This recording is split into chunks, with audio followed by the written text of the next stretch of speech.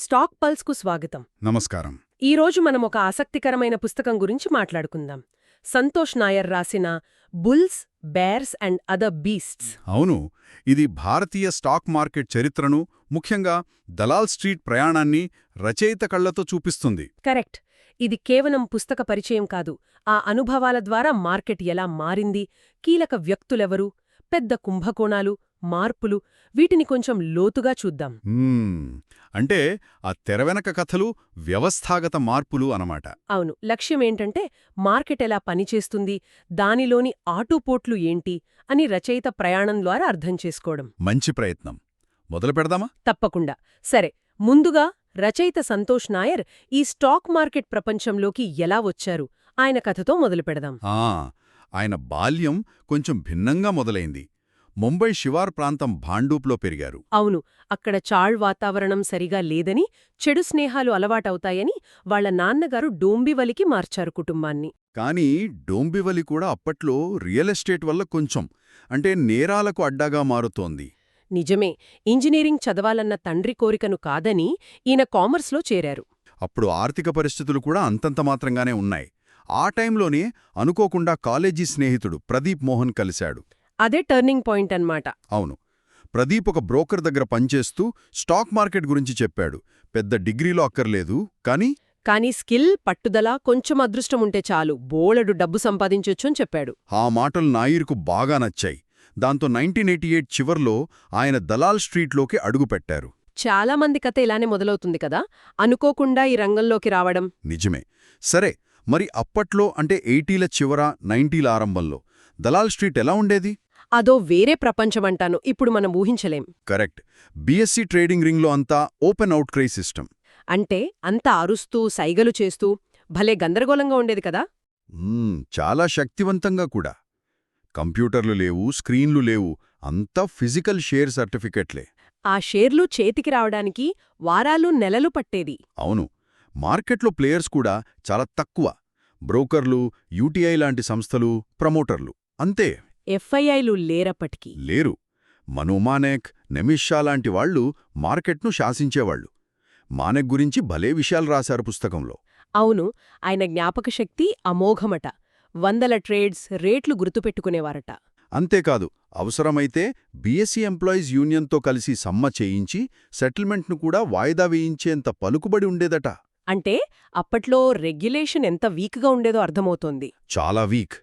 ఈ పాత సిస్టంలో జాబర్లు అనేవాళ్లు చాలా కీలకం. జాబర్లు అంటే ప్రొఫెషనల్ స్పెక్యులేటర్లు కదా, వాళ్లకి క్లయింట్లుండరు. ఉండరు.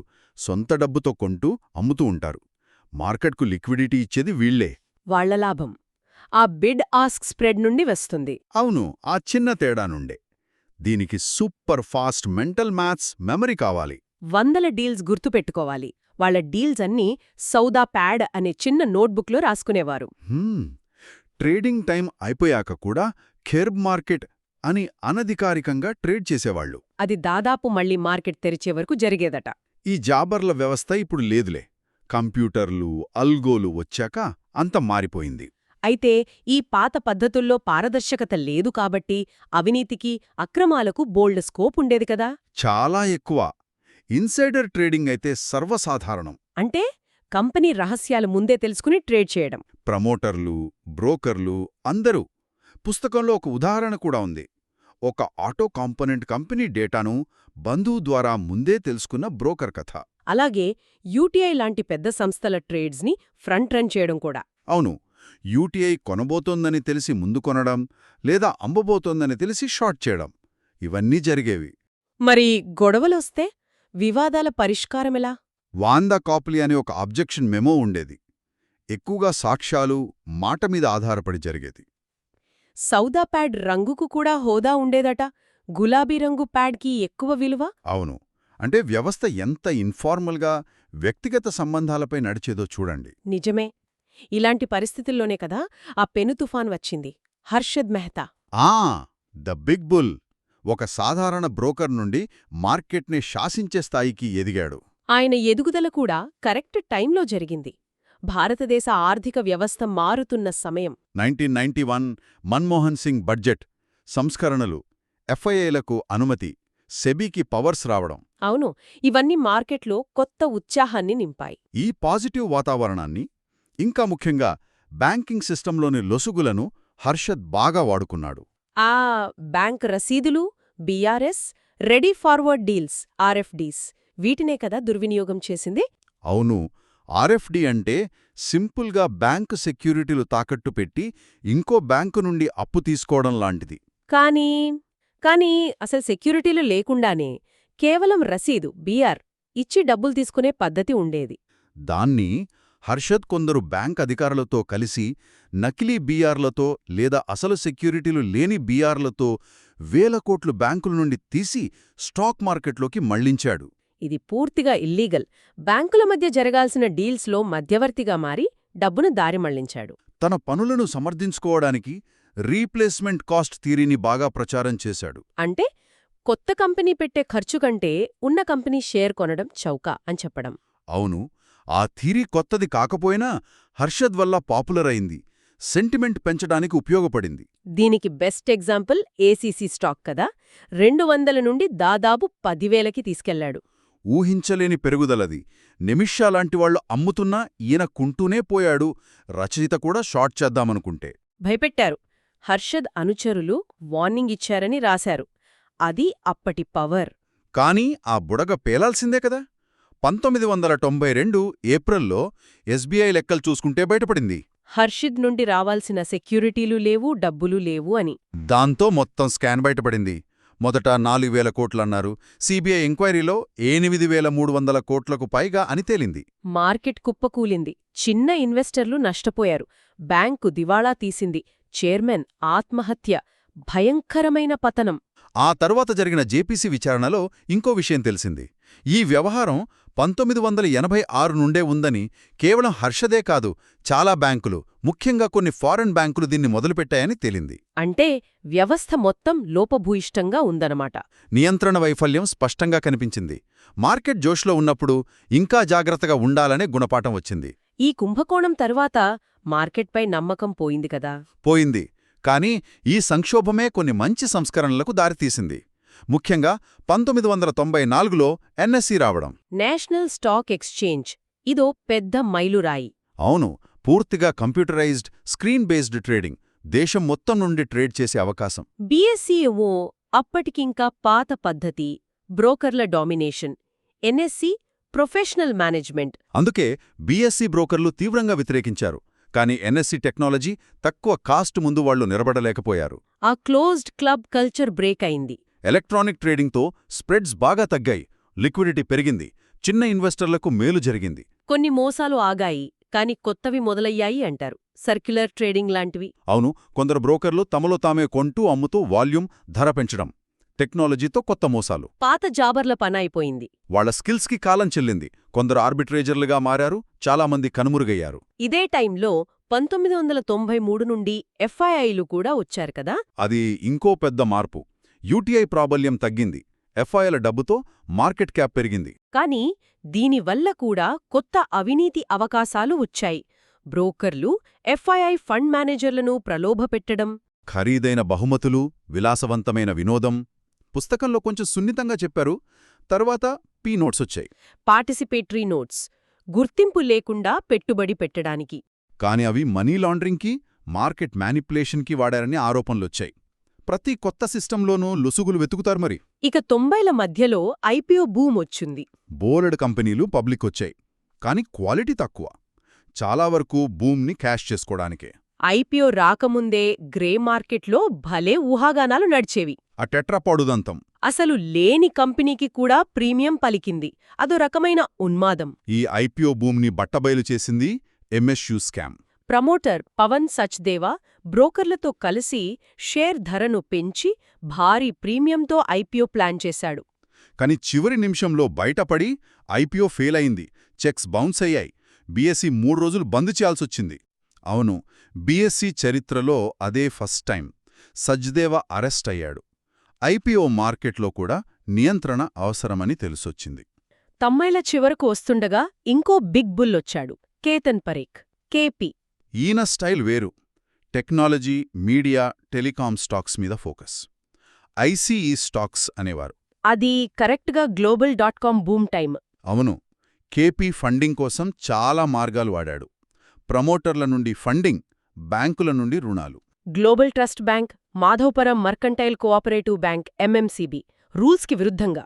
ఓసీబీల ద్వారా పెట్టుబడులు, ఇంకా రౌండ్ ట్రిప్పింగ్. అంటే డబ్బు బయటికి పంపి మళ్లీ విదేశీ పెట్టుబడిగా వెనక్కి తేవడం. ఈ డబ్బుతో K10 స్టాక్స్ ధరలను ఆకాశానికి తీసుకెళ్లాడు. 1999-2000 టైంలో మార్కెట్లో ఒక రకమైన అంటే అహేతుకమైన ఉత్సాహం. ఐటీ స్టాక్స్ ఆకాశంలో ఉన్నాయి.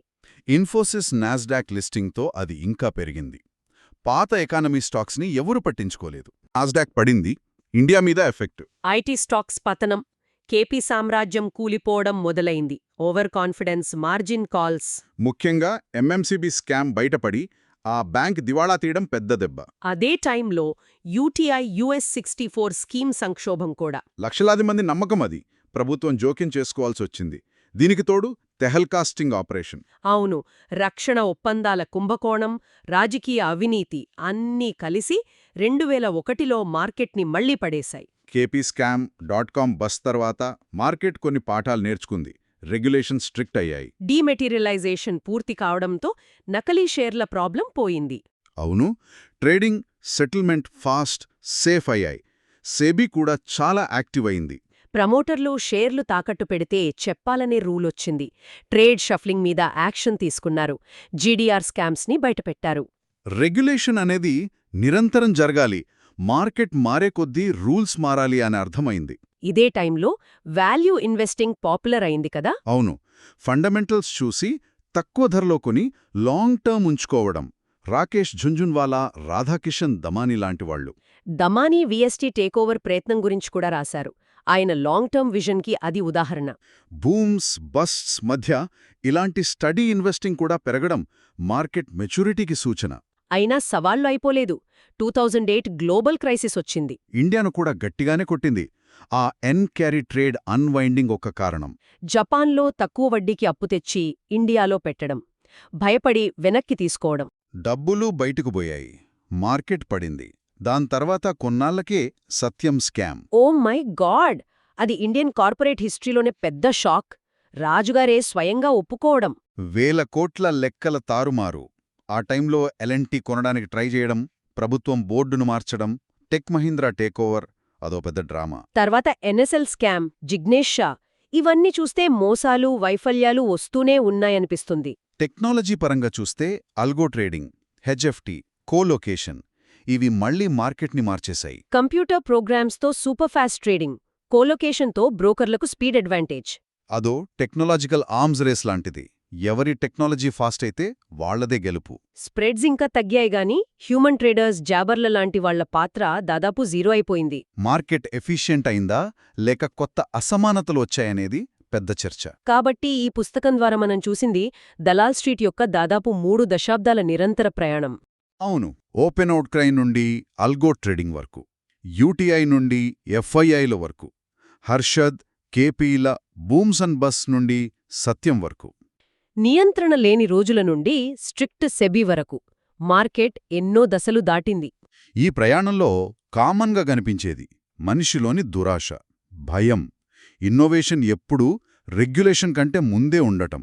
లొసుగులను వాడుకునే ప్రయత్నాలు, ప్రతి సంక్షోభం తర్వాత ఏదో ఒకటి నేర్చుకుని ముందుకు వెళ్లడం. అంతే. సరే, ముగించే ముందు ఒక చిన్న ఆలోచన. ఈ పుస్తకం చదివాక దలాల్ స్ట్రీట్ చరిత్ర ఒక సైకిల్లా అనిపిస్తోంది. Boom, bust, scam, regulation.